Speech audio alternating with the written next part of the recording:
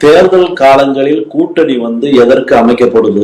வெற்றியை இலக்கா வைத்துத்தான் கூட்டணிங்கிற ஒரு கட்டமைப்பு இருக்குல்ல. இப்ப நம்மளுக்கு நிலைமை அன்னை எடப்பாடி நினைச்ச தர்மசங்கலம் ஆயிருச்சு. அவர் எதிரியை வீழ்த்துறதுக்கு பதிலா பங்காளிகளை வீழ்த்த துடியா துடிக்கிறார்.